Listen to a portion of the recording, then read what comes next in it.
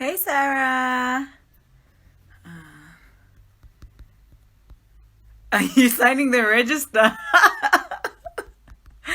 Thank you, sis. I'm good. We've got load shedding. That's why it's so dark. But yeah, we've had it for a couple of hours now. It was supposed to be back by 4:30 because now it's 5. But it came for 1 minute and then it left. So we don't have power. But luckily, I've already cooked. Today I actually cooked. I'm trying to pin. Oh, thank you. Hey. I decided because there's no light, I might as well just light up the place with with my lippy. I'm reading a book that I got at the. Remember, I said I was gonna read from this book that I got at the secondhand bookstore. So I just want to pin. Normally I pin from the laptop, but now I'm just this beanie is dividing the reader. Hi Bongs. Oh, it's dividing us. Like I like the black one. I still want it. Blackbird books. Okay, today I'm reading The Mothers by Brit Bennett. Um, Sarah, please confirm what is the title of the new book that Brit Bennett just released. I don't have power, so I could check on the laptop, but I can't. So this is the cover of the book that I'm reading today. Hey, Queen. Hey. The Vanishing Half. Yes. Yes, you're on time today. Guys, you must follow a Queen's Pleasures for some makeup tips and some lifestyle stuff. Ooh, get out that content. Yeah, the YouTube channel. The new book is The Vanishing Half. Yes. So this is, I got this at the secondhand bookstore on Monday or last week. When was it? I don't remember. But this is what I got at the secondhand bookstore. It's pretty old, but it's still new. Like it's pretty. It looks good. I think I got this for like 70 rand. So yeah, it was 179 less 60%. But yeah. So I'm gonna read the back of the book, and I'll read what other authors are saying about this particular book, and then about Brit Bennett, and she is on Twitter as Brit R. Bennett. Brit Bennett graduated from Stanford University and earned her MFA in fiction at the University of Michigan, where she won a Hopwood Award in graduate short fiction, as well as the 2014 Hurston Riot Award for college writers. Her work has been featured in the New Yorker, the New York Times Magazine, the Paris Review, and Jezebel. Okay, so this is The Mothers. All good secrets have a taste before you tell them. Secrets tea. An urgent and provocative debut from an exciting new voice. The Mothers is a book about community and ambition, love and friendship, and living up to expectation in contemporary Black America. It begins with a secret. It is the last season of high school life for Nadia Turner, a rebellious, grief-stricken 17-year-old beauty. Mourning her mother's recent suicide, she has taken up with the local pastor's son, Luke. They are young, it's not serious, but the secret that results from this romance and the subsequent cover-up will have an impact that goes far beyond their youth. As Nadia hides the truth from everyone, including Aubrey, her chaste best friend, the years move quickly. Soon, Nadia, Luke, and Aubrey are full-fledged adults, still shadowed by the choices they made in their youth. Caught in a love triangle they must carefully maneuver, and dogged by the constant nagging question, what if they had chosen differently. The possibilities of the road not taken are a relentless haunt. With wisdom, empathy, and insight, the mothers ask whether what if can be more powerful than experience itself. Whether, as time passes, we must always live in servitude to the decisions of our younger selves and to the communities that have parented us. So that is The Mothers. And Chigozie Obioma, author of The Fisherman, says about The Mothers, it's an engaging and assured debut novel of depth and introspective power. It succeeds as a brilliant study of a modern black woman and as a lyrical and majestic portrait of her place in society. So, that is what Chigozie says about The Mothers. I'm sorry guys about the light. There are no lights. There's no electricity in this part of Johannesburg. I'm in the west, but I'm assuming it's the national load shedding season, or I don't know. They just sprung it up on us today. So yeah, but I do still have my lights. I hope you can see. So this is chapter 1. I will read chapter 1 and then we will be done. Please let me know when it gets to 30 minutes. If 30 minutes passes, because now I can't close the phone and the laptop's not on. Okay. Hold on. Let me just close the door. Sorry, guys. Oh, the lighting is fine. Thank you. Hi, Musa. We didn't believe when we first heard, because you know how church folk can gossip. Like the time we all thought First John, our head usher, was messing around on his wife because Betty, the pastor's secretary, caught him cozying up at brunch with another woman. A young, fashionable woman at that. One who swished her hips when she walked, even though she had no business switching anything in front of a man married 40 years. You could forgive a man for stepping out on his wife once, but to romance that young woman over buttered croissants at a sidewalk cafe? Now, that was a whole other thing.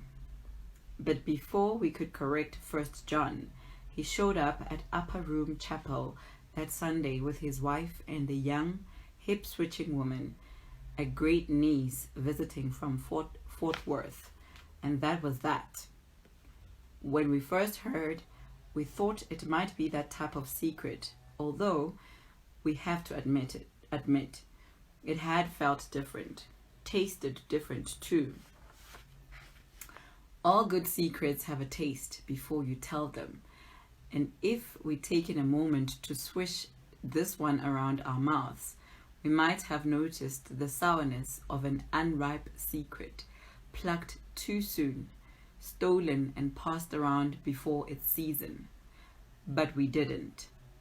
We shared this sour secret, a secret that began the spring Nadia Turner got knocked up by the pastor's son and went to the abortion clinic downtown to take care of it.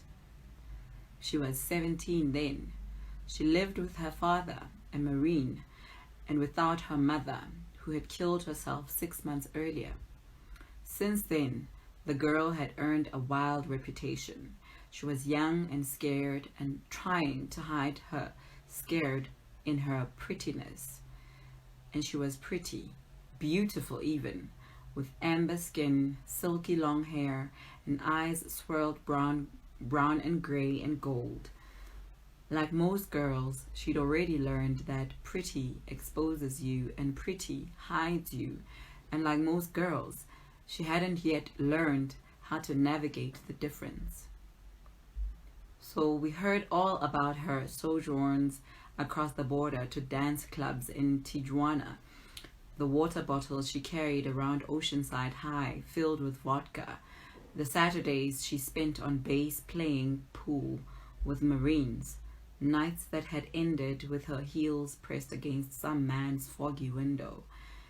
Just tales, maybe. Except for one we now know is true.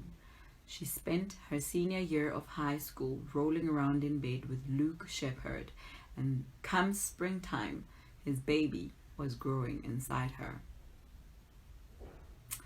Luke Shepherd waited tables at Fat Charlie's Seafood Shack, a restaurant off the pier known for its fresh food, live music, and family-friendly atmosphere. At least that's what the ad in the San Diego Union Tribune said, if you were fool enough to believe it. If you'd been around Oceanside long enough, you'd know that the promised fresh food was day-old fish and chips stewing under heat lamps, and the live music, when delivered, usually consisted of ragtag teenagers in ripped jeans with safety pins poking through their lips. Nadia Turner also knew things about Fat Charlie's that didn't fit on a newspaper ad, like the fact that a platter of Charlie's cheesy nachos was the perfect drunk snack, or that the head cook sold the best weed north of the border. She knew that inside, Yellow Life preservers hung above the bar, so after long shifts, the three black waiters called it a slave ship. She knew secret things about Fat Charlie's because Luke had told her. What about the fish sticks? She would ask. Soggy as shit. The seafood pasta? Don't fuck with that. What could be so bad about pasta? You know how they make that shit? Take some fish that's been sitting around and stuff it in ravioli. Fine, the bread then. If you don't finish your bread, we just give it to another table. You're about to touch the same bread as some dude that's been digging in his nuts all day. The winter her mother killed herself, Luke saved Nadia from ordering the crab bites, imitation crab deep fried in lard. She'd begun disappearing after school, riding buses and hopping off wherever they took her.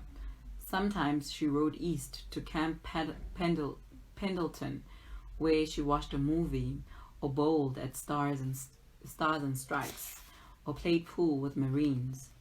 The young ones were the loneliest, so she always found a pack of privates, awkward with their shorn heads and big boots. And by the end of the night, she usually ended up kissing one of them, until kissing made her feel like crying. Other days, she rode north, past Upper Room Chapel, where the coast became frontier. South, and she hit more better beaches. Beaches with sand as white as the people who lay on it. Beaches with boardwalks and roller coasters. Beaches behind gates. She couldn't ride west. West was the ocean. She rode buses away from her old life, where after school she'd lingered with her friends in the parking lot before driver's ed, or climbed the bleachers to watch the football team practice, or caravanned to In and Out. She'd goofed around at Jojo's juicery with her co-workers and danced at bonfires and climbed the jetty when dared because she always pretended to be unafraid. Shame. She was startled by how rarely she had been alone back then. Her days felt like being handed from person to person like a baton. Her calculus teacher passing her to her Spanish teacher, to her chemistry teacher, to her friends, and back home to her parents.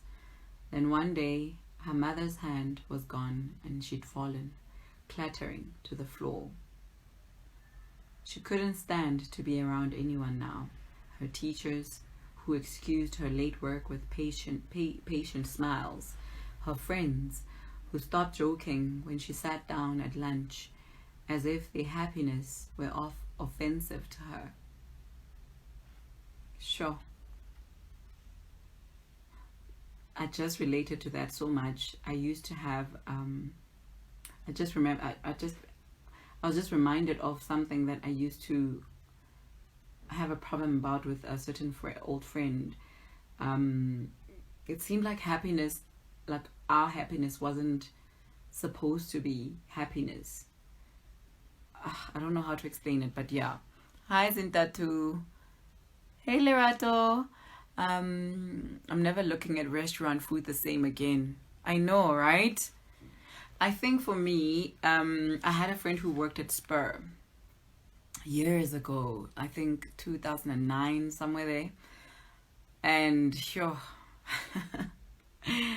yeah, yeah. I get you in that too. Like I also look at restaurant food. I think that's why I also love cooking so much. I cook for my family almost every other day. Like takeouts is a thing. It's like a once a month, not even sometimes. Ugh, yeah.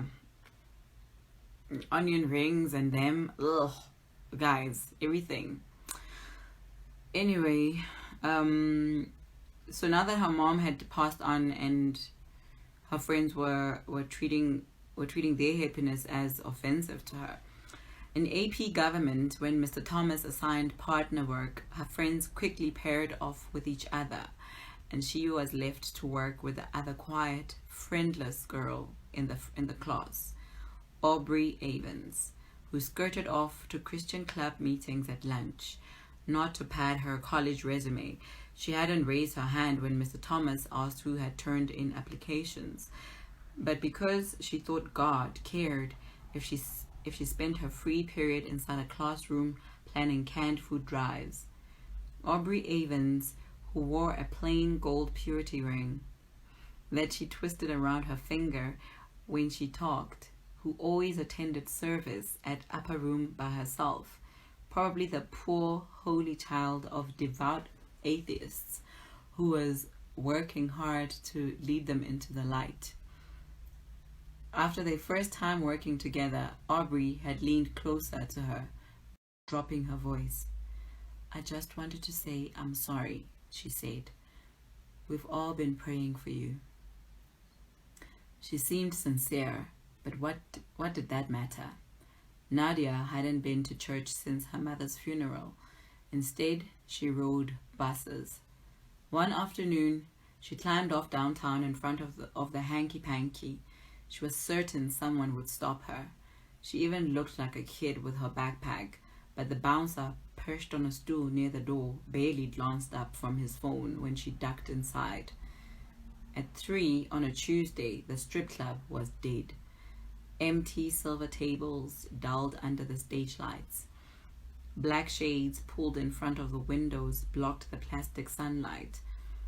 In the man-made darkness, fat white men with baseball caps pulled low, slouched in chairs facing the stage.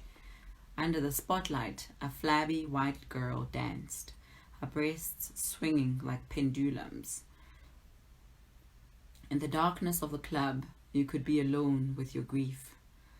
Her father had flung himself into upper room. He went to both services on Sunday mornings, to Wednesday night Bible study, to Thursday night choir practice, although he did not sing.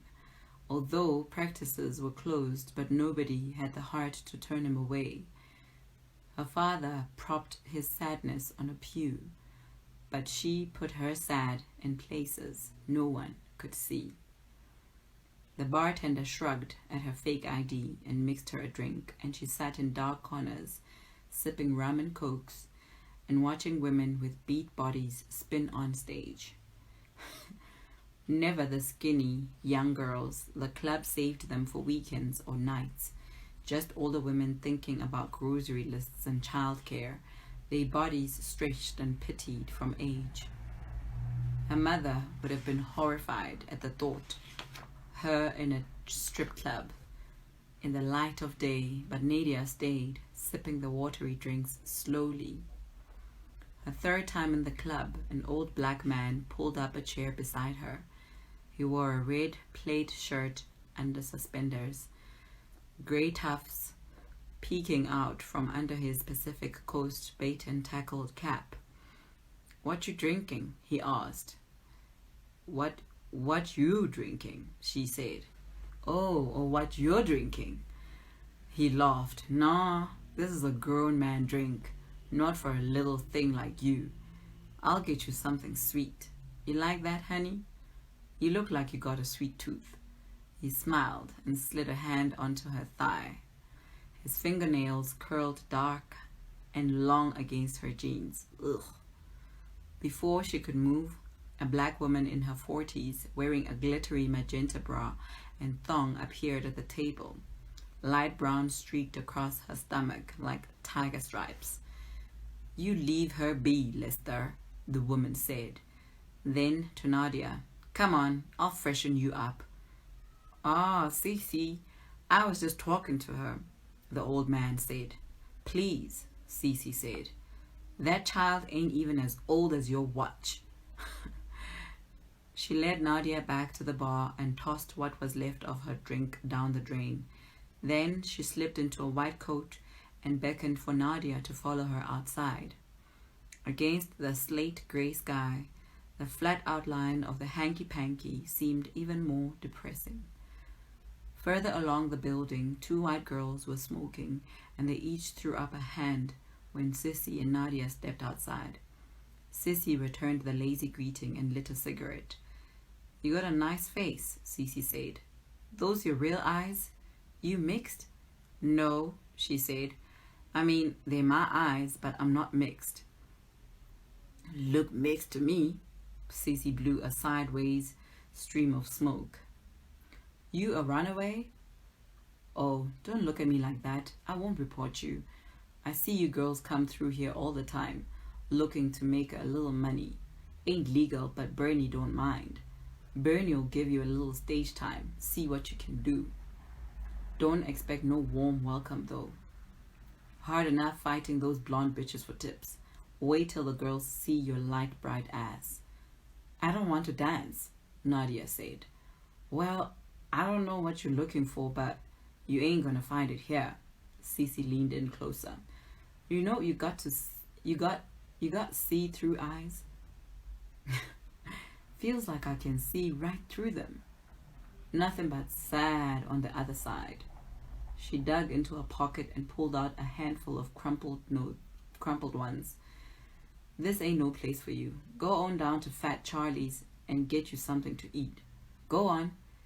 Nadia hesitated, but Cece dropped the bills into Nadia's palm and curled her fingers into a fist.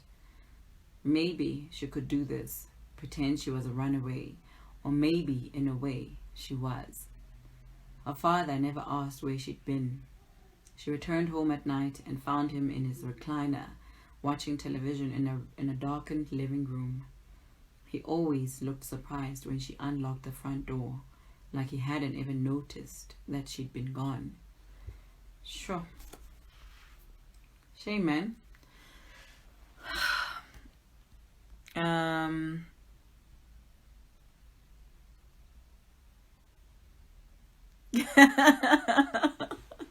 Aw, Queen. Okay. I love onion rings. I also love onion rings. I used to love onion rings, but obviously because I don't frequent restaurants a lot, I just cook. Even before COVID, I just cook. I love cooking, and it's just me.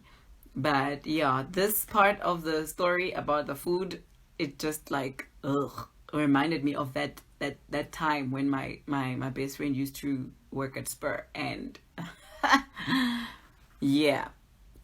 No, not the onion rings. I love them. Okay, I love them. There's nothing wrong with onion rings, guys. They're fresh. They just fry them. Like the oil. Yes. Don't tell us. I'm not gonna tell you guys. So Zindatu says, this is so funny about the beat up bodies. I almost feel guilty laughing at the humor because of her grief.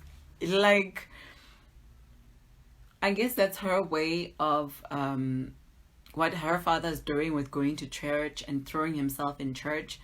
She's just going to these places that don't see her. Like, she can sit in her silence and her grief And I guess with the company of the Marines, it's like she's seeking that attention that she's not getting from her dad. I don't know. I think that's what I'm getting. Samula says that's a beautiful introduction to the story. It just hooks you in.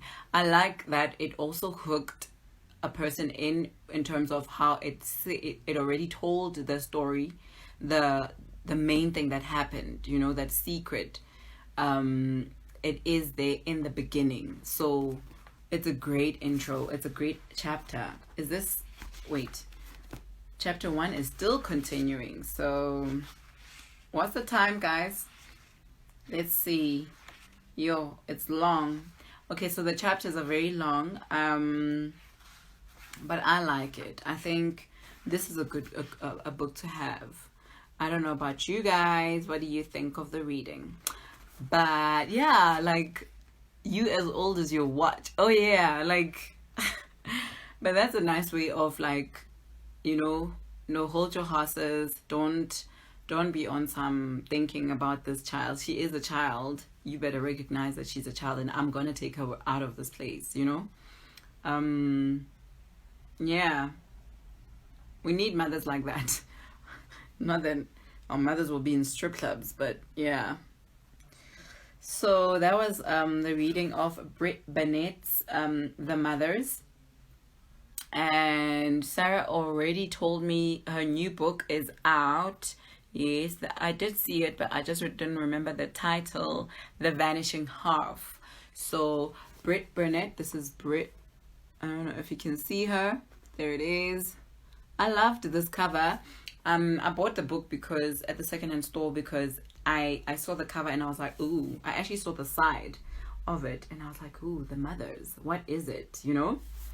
I love it. That's Queen. Great. Agree. I'm doing work in the background, but my interests. Oh, okay. Yeah, like I just fell in love with it, and once I read the blurb at the back, I was like hooked because I want to know what happens with her, and the friend.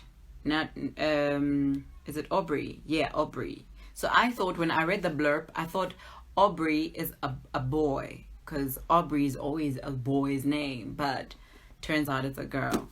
And I like that she can see that she's got pain and she's just like, she's there for her, but she's not there. Just in the beginning.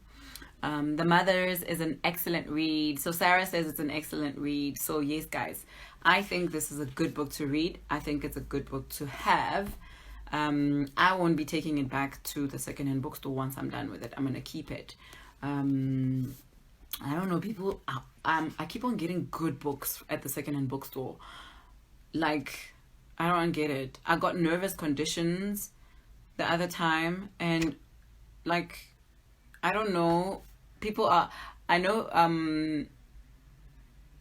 Miss Vina says she's getting it. Yay!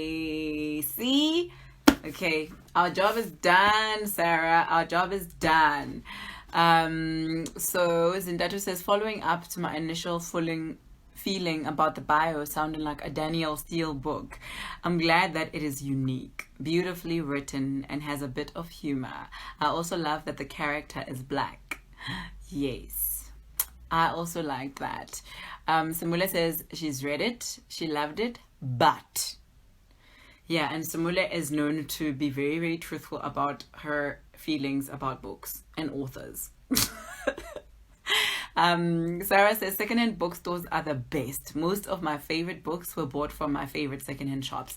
Same here, sis. Like I get to the local one that I go to, and I always go to the shelf of new books that just came in. That's where I saw this one. But it was sitting like this, so I hadn't seen anything. So I get a lot of these nice books, like pretty good books that I'm holding on to. Even some of them I get them and they're still new, you know. Yeah, what is the beef with the book? Similarly, Miss, tell us what's the beef, please. Right? There's no beef here. There can't be any beef. I mean, Brit Brit Bennett is a brilliant and much needed new voice in literature. That was Angela Flournoy who said that, author of The Turner House. Okay. No, guys, we must... Similar, you must tell us what's... Finish your sentence so we make an informed decision. Exactly. No, Sarah says this is a good book, guys. It is a good book. You must check the Goodreads. Yeah, once the electricity comes on, I'm going to check Goodreads. I think that's what I'm going to do. Hi. We must finish the sentence. Please type so that I don't close this live until you tell us what the beef is with the mothers. We loved the intro. So, but yeah, for those who came in late, I've already just finished reading From the Mothers by Brit Bennett. And she does have a new book out. Why are you keeping us in? Yeah, Simula is keeping us in suspense. Aish. So Brit Bennett actually has a new book out.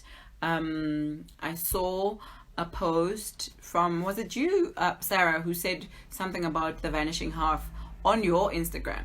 But I did see somewhere during the week that she's got a new book out, The Vanishing Half. Thank you for sharing the title. So it is The Vanishing Half. She does have a new book out. But that was a reading for the mothers. It will be saved. So Zindatu says, I'm so stingy lately. Oh my gosh, no. Chapter 1 is long. It's super long. It's about 10. It's a lot of pages, and we were already on the 5th page.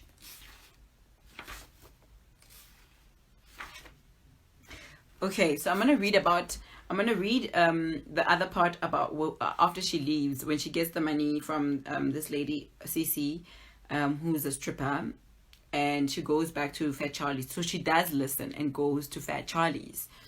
In Fat Charlie's, Nadia had been sitting in a booth toward the back, flipping through a menu, when Luke Shepherd stepped out of the kitchen, white apron slung across his hips, black Fat Charlie's t-shirt stretched across his muscular chest.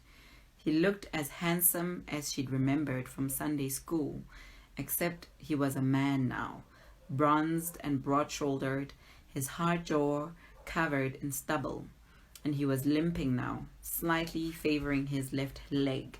But the gimpiness of his walk, its uneven pace and tenderness, only made her want him more.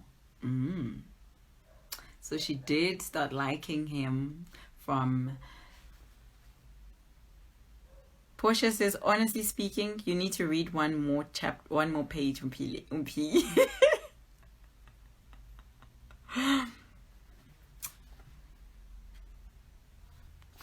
Wait, did Simula say something, guys? Oh, it's meandering. Okay, so Simula said it's meandering, but it's meandering. And Ms. Wana said, is the meandering scenic at least? Yes, the book does take the reader on a, for want of a better word, expansive journey. But I think the ending came to get her really well, especially when you take the narrative voice into account. We still want to read the book. Right, guys? Yes. So this is how now she ended up falling for him. Her mother had died a month ago, and she was drawn to anyone who wore their pain outwardly the way she couldn't. She hadn't even cried at the funeral. At the repast, a parade of guests had told her how well she'd done, and her father placed an arm around her shoulder. He'd hunched over the pew during the service, his shoulders quietly shaking, manly crying, but crying still. And for the first time, she'd wondered if she might be stronger than him. An inside hurt was supposed to stay inside. How strange it must be to hurt in an outside way you couldn't hide. She played with the menu flap as Luke limped his way over to her booth. I love how she writes. An inside hurt was supposed to stay inside. How strange it must be to hurt in an outside way you couldn't hide. Shoo. She played with the menu flap as Luke limped his way over to her booth. She and everyone in Upper Room had watched his promising sophomore season end last year. A routine kick return, a bad tackle, and his leg broke, the bone cutting clear through the skin. The commentators had said he'd be lucky if he walked normal again, let alone played another down, so no one had been surprised when San Diego State pulled his scholarship. But she hadn't seen Luke since he'd gotten out of the hospital.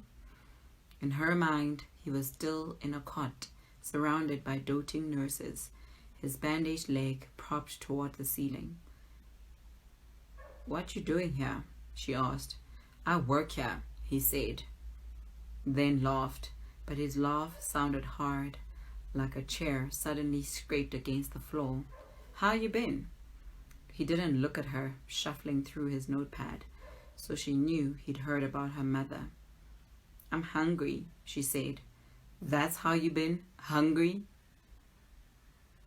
"Can I get the crab bites?" "You better not." He guided her finger down the laminated menu to the nachos. "There, try that. See, fresh things. Nachos." Not ribs. And yeah, just have chips and onion rings and maybe chicken schnitzel. His hand, just make your own food, guys. Don't do takeaways. And make your own pizza. His hand curved soft over hers like he was teaching her to read, moving her finger under unfamiliar words. He always made her feel impossibly young, like 2 days later, when she returned to his section and tried to order a margarita. He laughed, tilting her fake ID toward him. "Come on," he said. "Aren't you like 12? She narrowed her eyes. "Oh, fuck you," she said. "I'm 17. But she said it a little too proudly, and Luke laughed again. Even 18, which she wouldn't turn until late August, would seem young to him. She was still in high school. He was 21 and had already gone to college, a real university, not the community college where everyone loafed around a few months after graduation before finding jobs. She had applied for 5 universities, and while she waited to hear back, she asked Luke questions about college life, like were dorm showers as gross as she imagined, and did people actually stick socks on door handles when they wanted privacy? He told her about Andy runs and foam parties, how to maximize your meal plan, how to get extra time on tests by pretending you had a learning problem. How? He knew things, and he knew girls, college girls who wore high heels to class, not sneakers, and carried satchels instead of backpacks, and spent their summers interning at Qualcomm or California Bank and Trust, but not making juice at the pier. She imagined herself in college, one of those sophisticated girls, Luke driving to see her, or if she went out of state, flying to visit her over spring break. He would laugh if he knew how she imagined him in her life. Oh, that's a real crush. He teased her often, like when she began doing her homework in Fat Charlie's. "Shit," he said, flipping through her calculus book. "You a nerd." She wasn't, really, but learning came easily to her. Her mother used to tease her about that. "Must be nice," she'd say. When Nadia brought home an aced test she only studied for the night before. She thought her advanced classes might scare Luke off, but he liked that she was smart. "See this girl right here?" he'd tell a passing waiter. "First black lady president. Just watch." Every black girl who was even slightly gifted was told this, but she liked listening to Luke brag, and she liked it even more when he teased her for studying. He didn't treat her like everyone at school, who either sidestepped her or spoke to her like she was some fragile thing, one harsh word away from breaking. One February night, Luke drove her home and she invited him inside. Her father was gone for the weekend at the men's advance, so the house was dark and silent when they arrived. She wanted to offer Luke a drink. That's what women did in the movies. Handed a man a boxy glass filled with something dark and masculine, but moonlight glinted off glass cabinets emptied of liquor, and Luke pressed her against the wall and kissed her. She hadn't told him it was her first time, but he knew. In her bed, he asked 3 times if she wanted to stop. Each time she told him no. Sex would hurt, and she wanted it to. She wanted Luke to be her outside hurt. By spring, she knew what time Luke got off, when to meet him in the deserted corner of the parking lot, where 2 people could be alone. She knew which nights he had off. Nights she listened for his car crawling up her street and tiptoed past her father's shut bedroom. She knew the days he went to work late, days she slipped him inside the house before her father came home from work. How Luke wore his Fat Charlie's t-shirt a size too small because it helped him earn more tips. How when he dropped to the edge of her bed without saying much, he was dreading a long shift, so she didn't say much either, tugging his too tight shirt over his head and running her hands over the expanse of his shoulders. She knew that being on his feet all day hurt his leg more than he ever admitted, and sometimes, while he slept, she stared at the thin scar climbing toward his knee. Bones like anything else, strong until they weren't. She also knew that Fat Charlie's was dead between the hour, so after her pregnancy test returned positive, she rode the bus over to tell Luke. Yeah. Okay. Okay, that's my cue, because now the signal is turning bad. Let me just go through the comments. I love it too. Oh yeah, you're loving the writing. I'll assume the risk of taking a meandering path, getting the book. Yeah, we are assuming that. We done. Maybe we'll even co-read, Miss Vina. Please do. It's a good read. You won't regret reading it. Thank you, Sarah, for keeping time. Pity I might not get it at bargain like you.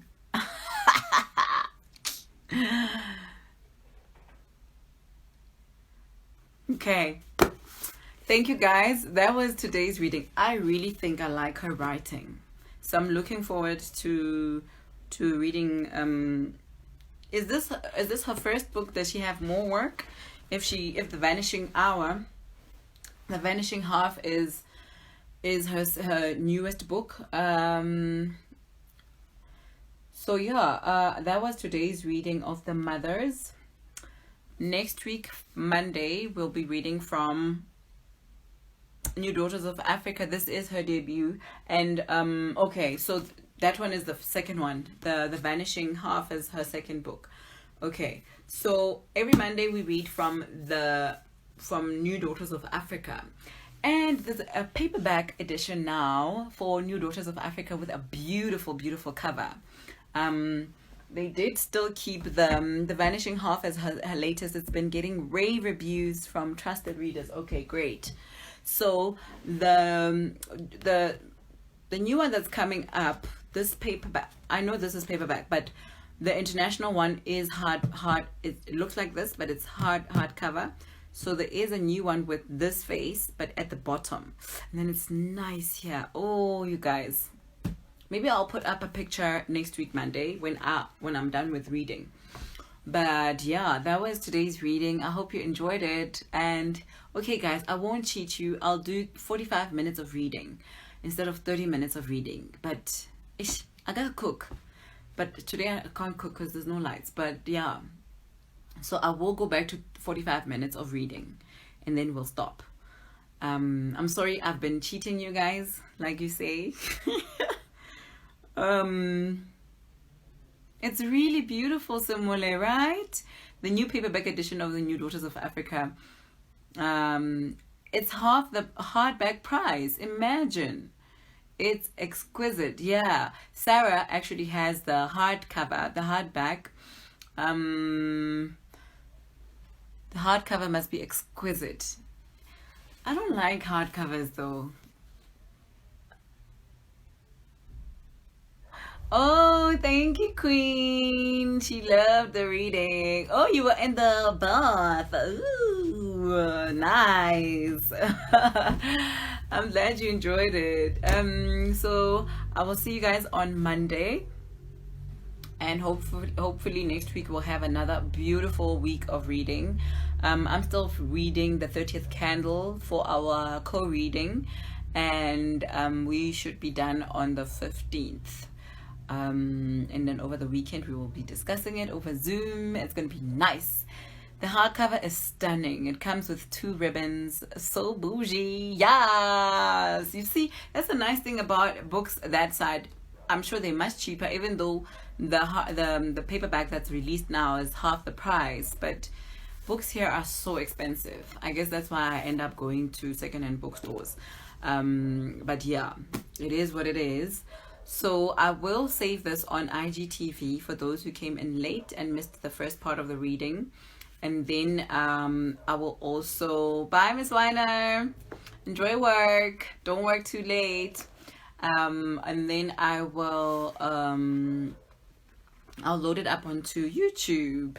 It's £30 for hardback and £15 for paperback. It is pounds, right? Yeah, I think. I don't know. But that is like nice, hey? So cheap. Oh, but that cover. Oh, what I wouldn't do for that cover. It's gorgeous. I'm also I'm so for different covers. So I wouldn't even mind buying that one. But yeah. It's still expensive. Okay, pounds. Okay, great. I'm right. Yay! So yes, I'm used to rondellas. So thank you, Sarah, for clarifying. Guys, I love this beanie. Plus it's hiding my not so combed hair. My hair is never combed, but anyway. You guys must please support Blackbird Books. We have to make it like sell out. Okay, please. Blackbirdbooks.africa. I'll see you guys on Monday. I hope you have a great, relaxing weekend. Rest, but read. Yes. Thank you, Sarah. Thank you guys for joining me. Thank you, everybody. Let me see who's still here. Thank you, Zainab. Oh, Zainab's got like Joburg Pre-Loved Books, guys. So please go on to JHB Pre-Loved Books and get yourself some nice books. Thank you, Queen. Thank you, Miss Vana. Thank you, Sarah. Thank you, Kumbu and Sumule and Zainab. See you guys next week, Monday. Mwah.